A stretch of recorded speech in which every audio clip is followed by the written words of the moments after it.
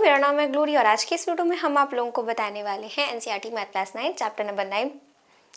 Hello दोस्तों, मेरा नाम है ग्लोरी और आज के इस वीडियो में हम आप लोगों को बताने वाले हैं NCERT math class 9 chapter number 9 exercise 9.3 का क्वेश्चन नंबर 3। तो चलिए बिना किसी देरी के इस वीडियो को शुरू करते हैं। यहाँ पर है in figure angle P Q R is equals to 100 degree. सबसे पहले आपको यहाँ पे बताया कि देख भाई, जो एंगल पी क्यू आर है ना वो 100 डिग्री का है। Where P, Q and R are points on a circle with center O। ये तो हमें दिख ही रहा है, इसमें कोई दिक्कत नहीं है कि एक सर्कल है जिसकी सेंटर बाई O है और P, Q, R उस पे क्या है, 3 पॉइंट्स हैं। अब हमें इसमें फाइंड क्या करना है, एंगल OPR। OPR कौन सा एंगल होएगा, ये होएगा ना OPR। ये इतना सा एंगल हमें फाइंड करना है। तो कैसे फाइंड होगा, देखिए इसमें आप दिमाग क्या लगा सकते हैं, ऑफ कोर्स लगा सकते हैं। वो दिमाग ये होगा कि देखो P और R क्या है, आर्क है। आप ऐसा सोचेंगे P और R भाई आर्क है। तो अगर इस आर्क ने ये जो सेंटर पे एंगल बनाया है वो जस्ट डबल हो जाएगा ये जो एंगल बनाया है। थ्योरम होती है कि नहीं। अगर आपके पास एक सर्कल है and this is your arc, मान लीजिए ये आर्क इससे बनाया गया है, यहाँ पे जो एंगल बनेगा वो जस्ट डबल होगा यहाँ पे जो एंगल बनेगा। मतलब ऐसा तो हमने थ्योरम में पढ़ा है ना कि भाई जो सेंटर में बनता है एंगल वो जस्ट डबल होता है, उसके अलावा कहीं और पे अगर एंगल बने सेम उसी आर्क से। लेकिन यहाँ पे ये चीज वर्क नहीं करेगी। क्यों? क्योंकि आपने थ्योरम में देखा है तो उसमें साफ साफ होता है remaining part of the circle. अब ये रिमेनिंग पार्ट नहीं है, ये तो पहले से आर्क है ना यार। अगर ये आप देखेंगे तो ए बी, लेट्स सपोज अगर ये आर्क ए बी है तो ये तो पहले से आर्क है। इस आर्क को छोड़ करके कहीं अगर एंगल बनता है तो उसका जो सेंटर पे बनेगा वो डबल होगा। वरना आप तो ऐसा कर सकते हैं कि इफ दिस इज 100 तो दिस विल बी 200, लेकिन ऐसा नहीं होगा। ठीक है, क्योंकि इस आर्क के अंदर ही एंगल बना हुआ है भाई। अगर इसके अलावा कहीं बना होता सर्कल पे, कहीं भी बना होता, तब हम कह सकते थे कि हाँ ये 200 होएगा। लेकिन अब हम नहीं कहेंगे क्योंकि उसी आर्क में वो एंगल आपका बना हुआ है। तो ये थ्योरम इस चीज को भाई वेरीफाई नहीं करती कि अगर ऐसा हो रहा है तो भी ऐसा ही होगा, नहीं। ठीक है, तो हम यहाँ पे ये दिमाग नहीं लगा सकते, तो हम अपना लगाएंगे दूसरा दिमाग। वो दूसरा दिमाग क्या होगा, वो दूसरा दिमाग होगा साइक्लिक क्वाड्रिलेटरल का। उसके लिए क्या होगा, हमें कंस्ट्रक्शन करना पड़ेगा। वो ये होगा कि हम इस P को ज्वाइन कर दें सर्कल के किसी भी एक पार्ट पे और इस R को भी हम वैसे ही ज्वाइन कर दें। लेट्स सपोज ये PQR, तो हम इसे S बना देते हैं। ठीक है, अब अगर आप देखेंगे तो ये हमारी कंस्ट्रक्शन है। ठीक है, तो अब आप देखेंगे तो PQRS क्या है, PQRS एक साइक्लिक क्वाड्रिलेटरल है। क्यों? क्योंकि इसके चारों वर्टिसेस कहां पर हैं, सर्कल पे हैं। इसलिए ये आपका क्या हो गया, ये आपका एक साइक्लिक क्वाड्रिलेटरल हो गया। हम क्या लिखेंगे, हम लिखेंगे join PR on the circle eight S। ठीक है, अब ये आपका क्या है, PQRS एक साइक्लिक क्वाड्रिलेटरल है और हमें इसकी प्रॉपर्टी पता है कि साइक्लिक क्वाड्रिलेटरल जो होते हैं इनके ऑपोजिट एंगल्स का सम क्या होता है, 180 डिग्री होता है। तो अगर आपका ये एंगल Q है, इसका ऑपोजिट एंगल क्या होगा, एंगल S होगा। तो यानी कि Q और S मिलके क्या बनाएंगे, 180 बनाएंगे। तो आप उसमें आपको Q पता है तो S आराम से निकल जाएगा। तो हम यहाँ पर लिखेंगे since PQRS is a cyclic quadrilateral, is a cyclic quadrilateral,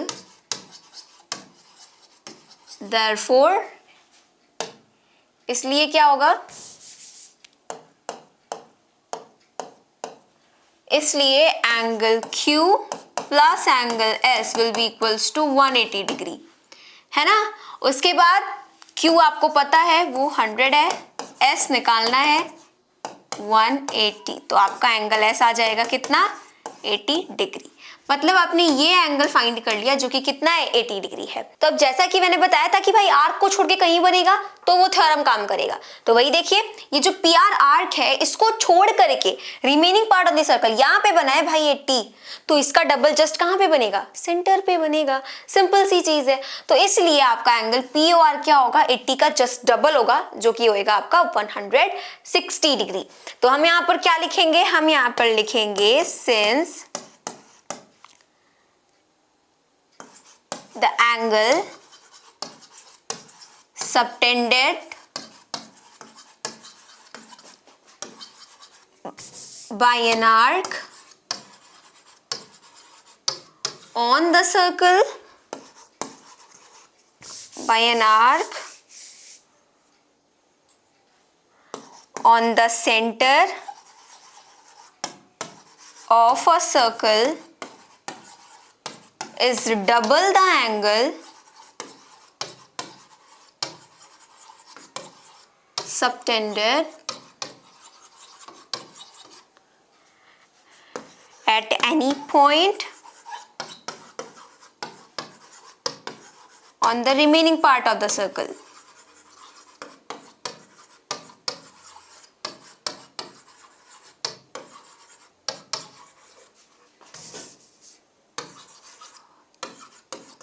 ये हमने रीजन लिखा, तो इसलिए क्या होगा, इसलिए जो आपका एंगल POR है, एंगल POR है, वो आपका डबल हो जाएगा एंगल PSR के।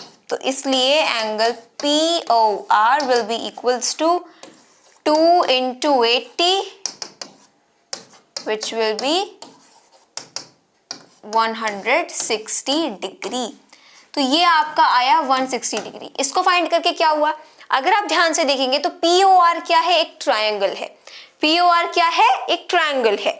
तो उसलिए क्या होगा कि अगर POR एक ट्रायंगल है तो हम ऐसा बोल सकते हैं कि in triangle POR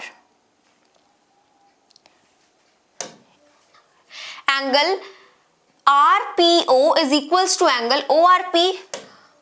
angle RPO is equals to angle ORP. कैसे, अब ये कैसे हुआ, OPR हम कह सकते हैं RPO को OPR। ऐसा क्यों हुआ, ऐसा इसलिए हुआ क्योंकि देखिए OR और OP क्या है, साथ में बराबर हैं। OR और OP बराबर हैं, तो ये क्या हो गया, ये एक आइसोस्केलेस ट्रायंगल हो गया। और ये थ्योरम होता है कि आइसोस्केलेस ट्रायंगल का जो ऑपोजिट एंगल होता है, उसके इक्वल साइड्स के जो ऑपोजिट एंगल होते हैं वो भी इक्वल होते हैं। ठीक है, तो हम यहाँ पर लिख सकते हैं since OP is equals to OR।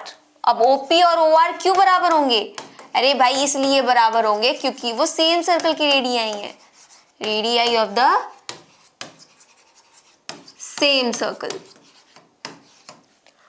उसके बाद क्या होगा, हमें पता है कि हम यहां पर क्या कर सकते हैं, ये जो एंगल OPR है और ये जो एंगल ORP है दोनों बराबर हैं, और साथ में कौन सा एंगल बचा, POR एंगल बचा। तो हम लिखेंगे एंगल POR